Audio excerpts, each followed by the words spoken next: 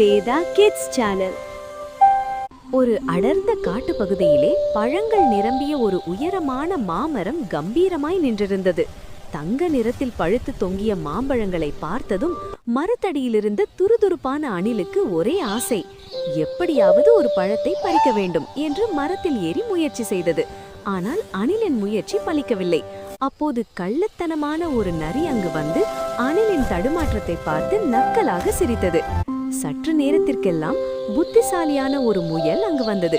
மாமரத்தை பார்த்ததும், இவ்வளவு உயரமான மரத்தில் இருக்கும் இந்த இனிமையான பழங்களை நாம் எப்படி எடுப்பது என்று யோசனையில் ஆழ்ந்தது. நரியும் முயலும் அணிலும் மாம்பழங்களை பறிக்க வழி தெரியாமல் நின்றிருந்த போது நரி ஒரு யோசனை கூறியது.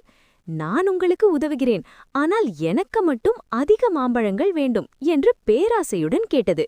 முயல் நரியின் பேராசையை புரிந்து கொண்டு ஒரு தந்திரமான யோசனை சொன்னது. நரியண்ணா, நீங்கள் உங்கள் பலத்தால் மரத்தை நன்றாக உலுக்கினால் மாம்பழங்கள் கீழே விழும். நாங்க அதை விரைவாக சேகரிக்கிறோம் என்று பணிவாக கூறியது.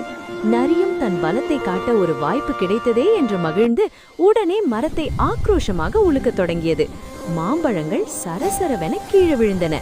முயலும் அணிலும் இணைந்து தரையில் விழுந்த மாம்பழங்களை மின்னல் வேகத்தில் ஒரு பெரிய கூடையில் சேகரித்தன. நரி பேராசையுடன் மேலும் மேலும் மரத்தை உலுக்க மரத்தில் இருந்த அத்தனை பழங்களும் கீழே விழுந்து விட்டன. இறுதியில் அணில் ஒரு நல்ல மாம்பழத்தை நரிக்கு கொடுத்தது. மீதமிருந்த அனைத்து பழங்களையும் முயலும் அணிலும் நண்பர்களுடன் பகிர்ந்து கொண்டு மகிழ்ச்சியாக சாப்பிட்டன.